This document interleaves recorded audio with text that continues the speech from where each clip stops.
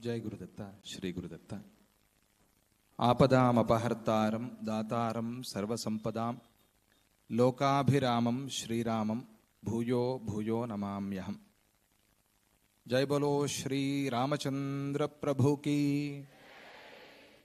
जय बोलो श्री गणपति सच्चिदानंद स्वामी जी की जय। आज हम सबके लिए बहुत ही अच्छा दिन है। जब भी हम गुरु के साथ होते हैं उस हर क्षण शुभदायक होता है और अच्छा भी होता है। वो क्या कहे, हम सब पूज्य स्वामी जी के साथ अयोध्या में हैं।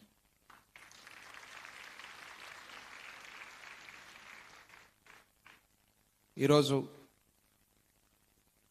పరమ పవిత్రమైన రోజు మనకందరికీ. గురువు సన్నిధిలో ఉన్నప్పుడే ఆ క్షణమే పవిత్రమైనది. అటువంటిది అయోధ్య క్షేత్రంలో మనం పూజ్య గురుదేవులతో కలిసి ప్రయాణం చేసి మరీ అయోధ్యకు వచ్చాము అంటే అదృష్టమే అదృష్టం.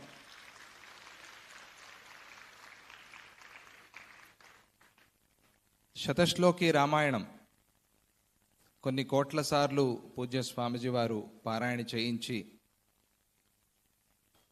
దాని మహాపూర్ణాహుతి కూడా ఇక్కడే అయోధ్య మహాక్షేత్రంలో జరిగింది. ఆ శతశ్లోకి రామాయణంలో రావణ వధ అయిన తరువాత రాములు వారు తిరిగి వస్తున్నప్పుడు ఆ ఘట్టంలో ఆ సందర్భంలో వాల్మీకి మహర్షి ఒక మాట చెప్తారు. నిజానికి ఇది నారద మహర్షి వాక్యం, వాల్మీకి మహర్షి ద్వారా మనకు అందింది. అయోధ్యాం ప్రస్థితో రామః పుష్పకేణ సుహృద్వృతః అనే మాట మీకందరికీ గుర్తుండే ఉంటుంది శతశ్లోకి రామాయణంలో. రాములు వారు అయోధ్యకు బయలుదేరారు. ఎలా బయలుదేరారు? పుష్పకంలో బయలుదేరారు, పుష్పక విమానంలో. ఎవరితో బయలుదేరారు?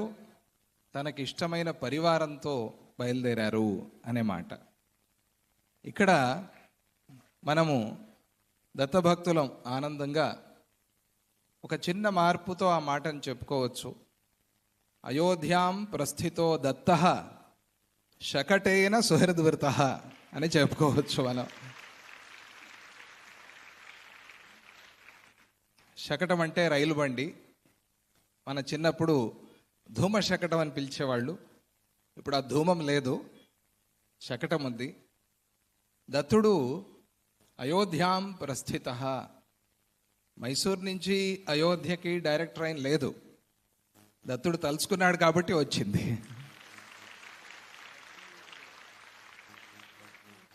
దక్షిణం నుంచి ఉత్తరానికి దాదాపు రాములు వారు ఎలాగైతే ప్రయాణం చేసి వచ్చారో అలాగే పూజ్య దత్తనాథ ప్రభువులు అయోధ్యకి ఆ రైలు బండిలో రావాలి అనుకోవటమే పెద్ద సాహసము అని భక్తులంతా అనుకున్నారు. రావటం ఇంకా పెద్ద సాహసం. చాలా శ్రమ కోర్చి travelling for 3 days in a train is not a joke. You all know that. But Swamiji took that because of the love Swamiji have, or the anugraha Swamiji has on all the devotees.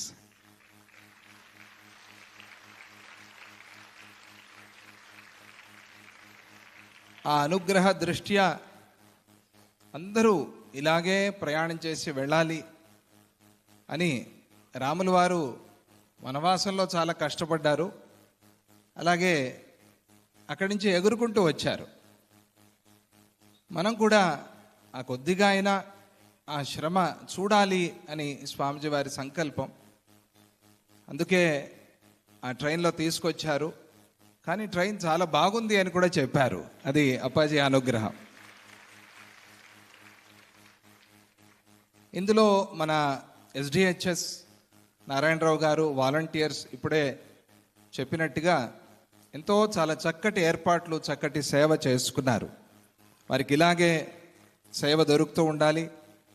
వానర సైన్యంలాగా పూజ్య అప్పాజీ వారికి volunteer సైన్యం అలాగే సేవ చేసుకున్నారు. వారికి అందరికీ కూడా అప్పాజీ ఆశీస్సులు.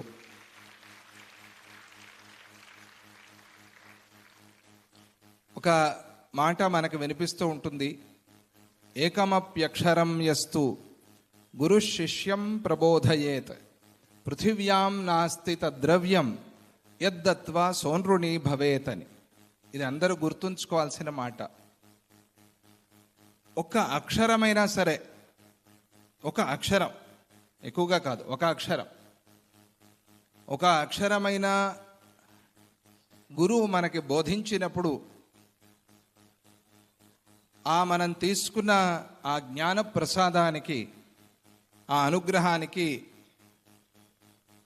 తిరిగి ఇచ్చి రుణం తీర్చుకోవటానికి సరిపోయేటువంటి ద్రవ్యము, పదార్థము ఈ భూమిలోనే లేదు అని శాస్త్రం చెప్పింది. గురువు మనకు చేసిన అనుగ్రహం, దానికి సరిపోయేటువంటి ద్రవ్యము ప్రపంచంలోనే లేదు.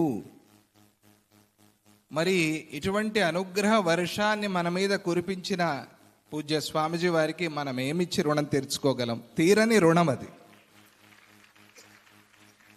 అయోధ్యలో ఆశ్రమ నిర్మాణం చేయించి, ఇక్కడ ఆశ్రమం రావాలి అని స్వామిజీ వారు శతశ్లోకి రామాయణం అప్పుడు సంకల్పం చేశారు.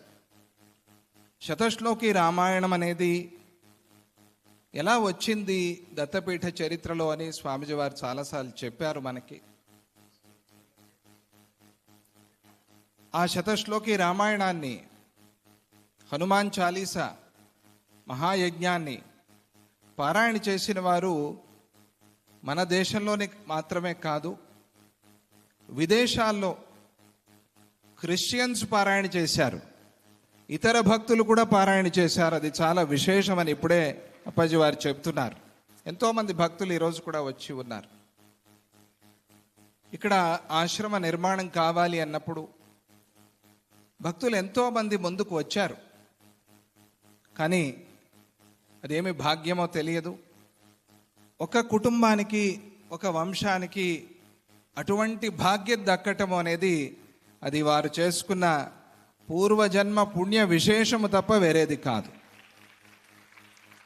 మన సత్యనారాయణ గారి కుటుంబం వారు అయోధ్యలో ఆశ్రమ నిర్మాణం చేసి దాన్ని స్వామిజీ వారికి సమర్పణ చేసుకోవటం అనేది చాలా విశేషం. మనం తక్కిన చోట్ల చేసే దానాలకి, పుణ్యకార్యాలకి, అయోధ్య లాంటి క్షేత్రాల్లో చేసేటువంటి దానాలకి, పుణ్యకార్యాలకి చాలా వ్యత్యాసం ఉంటుంది. ఎక్కడ చేసినా మంచి పనే, కానీ క్షేత్రం అనేది ఒకటి ఉంటుంది కదా. అటువంటి ఆ క్షేత్రాల్లో ఇది చాలా ప్రధానమైన ధర్మక్షేత్రం అయోధ్య అనేది. ఈరోజు మన భారతదేశంలోనే కాదు, దేశ విదేశాల్లో సనాతన ధర్మం అనేది నిలబడటానికి మూల కారణం ఏది అంటే అయోధ్య అని మనం ఆనందంగా, సంతోషంగా చెప్పుకోవాలి. ఎందుకంటే ధర్మావతార ప్రభువు శ్రీరామచంద్రుడు, ఆ ధర్మము నిలవాలి అనేటువంటి ఒక సంకల్పంతో పూజ్య గురుదేవులు ఇక్కడ ఆశ్రమ నిర్మాణం సంకల్పించటం, ఆ ఒక భాగ్యాన్ని సత్యనారాయణ గారి కుటుంబం అందిపుచ్చుకోవటం అనేది నిజంగా వారికి, స్వామిజీ వారు కలిగించిన అనుగ్రహం తప్ప మరొకటి కాదు. ఇలాగే ఆ కుటుంబానికి, ఆ వంశానికి ఇంకా ఎన్నెన్నో సేవలు చేసేటువంటి శక్తిని పూజ్య అప్పాజీ వారు అనుగ్రహించాలి. ఇలాగే ఎంతోమంది దత్తభక్తులకి ప్రేరణ కలిగి క్షేత్రాల్లో మంచి ఆశ్రమాలు నిర్మాణం చేసుకోవటం, నిర్మాణమైన క్షేత్రాలు చూసుకోవటం అనేటువంటి మంచి బుద్ధిని ఈ అయోధ్యలో మీకు అందరికీ కూడా పూజ్య గురుదేవులు అనుగ్రహించాలి అని ఈ సందర్భంగా చెప్తూ, బదరీలో ఆశ్రమం రాబోతోంది. ఇప్పుడే విన్నారు. అందరూ ఫ్లైట్ టికెట్లు, కార్లు ఇవన్నీ ఇప్పటి నుంచే బుక్ చేసుకోవడం కూడా ప్రారంభించారు అనుకుంటున్నాను. సెప్టెంబర్లో వెళదాము అని అప్పాజీ వారు సంకల్పం చేశారు. దీపావళి ముందు బదరీ యాత్ర అనేది ఉంటుంది. ఆ బదరిక ఆశ్రమంలో ఆశ్రమ స్థలం రావటానికి కైలాష్నాథ్ అగర్వాల్ అని చెప్పి ఢిల్లీలో ఉంటారు. చాలా ప్రయత్నం చేశారు, చాలా సాధన చేశారు. ఒక సందర్భంలో అది చేయి జారిపోయింది అని కూడా అనుకున్నాం. ఎన్నోసార్లు వాళ్ళు తిరిగి ఆ స్థలం ఆశ్రమానికి ఉండేలాగా చూసి, ఆ రోడ్డు కొంచెం ముందు వైపు వస్తూ ఉంటే దాన్ని పక్కకి తీసుకెళ్ళటం, ఇటువంటి పనులు చాలా చేశారు ఆయన. ఆ తరువాత అక్కడ ఆశ్రమ నిర్మాణం కావాలి అని అన్నప్పుడు మన కమల్ కపూర్ గారు ముందుకు వచ్చి ఆ బాధ్యత తీసుకుని ఇప్పుడు ఆశ్రమ నిర్మాణం చేయిస్తూ ఉన్నారు. వారు ఇక్కడ కూడా అయోధ్యలో మన ఆశ్రమం పక్కన ఇంకొక చిన్న నిర్మాణం కూడా చేసి భక్తులకు అనుకూలంగా ఉండాలి అని స్వామీజీ వారి పర్మిషన్ తీసుకుని మరీ నిర్మాణం చేశారు. అలాగే ఢిల్లీలో ద్వారకాశ్రమం మన లలిత్ దుగ్గల్ గారి ద్వారా పరిచయమైనటువంటి భక్తుడు ఆయన కమల్ కపూర్ గారు, వారు కూడా ఈరోజు ఇక్కడే ఉన్నారు. ద్వారకా ఆశ్రమం, స్వరూప్ నగర్ ఆశ్రమం, అక్కడ కూడా సేవ చేస్తూ, కాశీ చాలా సుందరమైన ఆశ్రమం, చిన్నదైనా కూడా చాలా సుందరమైన ఆశ్రమం. ఆ ఆశ్రమ నిర్మాణంలో నిలబడి సేవ చేసుకున్న వారు కమల్ కపూర్ గారు. అలాగే ఇంకా ఎన్నో సేవలు చేసుకోవాలి. వారికి కూడా పూజ్య స్వామీజీ వారు పరిపూర్ణమైన ఆశీస్సులు, అనుగ్రహం అందిస్తూ ఉన్నారు ఈరోజు. వారికి ఇంకా మంచి ఆరోగ్యంగా, कपूर जी आपके पूरे परिवार ऐसे ही सेवा में निमग्न रहे, ऐसा होने के लिए आपको परिपूर्ण आशीर्वाद अनुग्रह अप्पा जी से मिले, ऐसा हम इस समय में प्रार्थना करते हैं. చాలా విశేషమైన సేవ చేస్తూ ఉన్నారు. ఇలా ఈ అయోధ్యలో ఆశ్రమ నిర్మాణం అవ్వాలి అన్నప్పుడు అప్పాజీ వారు వచ్చింది మేలో.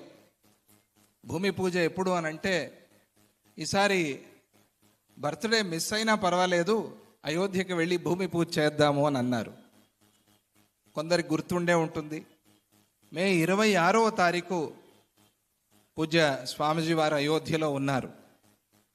మేలో ఎలా ఉంటాయి ఎండలు అందరికీ తెలుసు.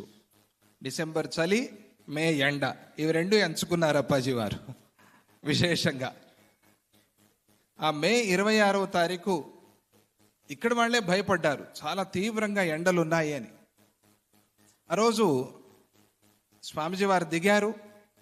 25వ తారీఖు, 24 అనుకుంటా. అప్పటి నుంచి ఆకాశం అంతా మేఘావృతం అయిపోయింది, పూర్తిగా మేఘాలు. ఆ భూమి పూజకి అప్పాజీ వారు అక్కడికి వచ్చారు. ఆ భూమి పూజ చేస్తున్న సందర్భంలో ఆ 2 రోజులు మేఘావృతమైన ఆకాశం నుంచి దేవతలు పుష్పవృష్టి కురిపించినగా చినుకులు కూడా పడ్డాయి విశేషంగా. ఆ శుభ సందర్భంలో భూమి పూజ అయింది అయోధ్యలో. ఈ భూమి పూజ జరుగుతున్నప్పుడు ప్లాన్ చూపిస్తూ ఉన్నారు సత్యనారాయణ గారు. అప్పుడు ఒకే ఒక వానరం, ఆంజనేయ స్వామిలాగా, ఎక్కడి నుంచి వచ్చారో తెలియదు, వచ్చి ఒక పండు తీసుకుని వెళ్ళిపోయారు. కార్యసిద్ధి అయింది అని ఆ రోజే అనుకున్నాం. అలా ప్రారంభమైన అయోధ్య ఆశ్రమం ఈరోజు పూర్తి కావటం, విశేషంగా ధనుర్మాసంలో, ఈ పుష్యమాసంలో, ఈ డిసెంబర్ మాసంలో అప్పాజీ వారు దత్త జయంతి తరువాత ఆశ్రమ ఉద్ఘాటన అవ్వాలి అని సంకల్పం చేయటం, మనమందరము కూడా ఇలా అప్పాజీ వారితో కలిసి రావటం అనేది చాలా చాలా ఆనందదాయకమైన సందర్భం మనకందరికీ కూడా. ఇది చరిత్రలో, జన్మలో మరిచిపోలేనటువంటి ఒక ఘట్టం. ఇలాగే బదరీలో ఆశ్రమం వస్తూ ఉన్నట్టుగా సప్త మోక్షపురాల్లో ఒకటైనటువంటి కంచిలో కూడా స్థలం వచ్చింది, ఆశ్రమం రాబోతోంది. అందులో కూడా మీరందరూ సేవ చేసుకోండి. There are 7 auspicious places which we call mokshapuras. By simply going there or staying at that place, one gets liberation. That is what Shastras say. That is why it is called Mokshapura. Amongst them, Kanchi is also a place like Ayodhya, Mathura, Maya. Ayodhya, we are here. Mathura is going to take place, our ashram. Kapoorji is trying for a ashram in Mathura, Brindavan. Mathura బృందావనంలో త్వరలోనే ఆశ్రమం రావాలి అని సంకల్పం చేశారు అప్పాజీ వారు. దానికి కూడా ప్రయత్నం జరుగుతోంది. Maya is Haridwar, Mathura, Maya, Kashi we have ashram. Kanchi we have place now and ashram is going to take place soon. కాంచి, అవంతిక అంటే ఉజ్జయిన్లో దగ్గరగా ఉండేటువంటి క్షేత్రం ఓంకారేశ్వరంలో స్థలం వచ్చింది, ఆశ్రమం రాబోతోంది. అది ఉజ్జయిన్లో ఉన్నట్టే లెక్క. ద్వారక, పురీ ద్వారవతి చైవ, పూరి జగన్నాథ అని కొంతమంది, ద్వారక అని కూడా కొంతమంది చెప్పే ఒక సందర్భం ఉన్నది శాస్త్రంలో.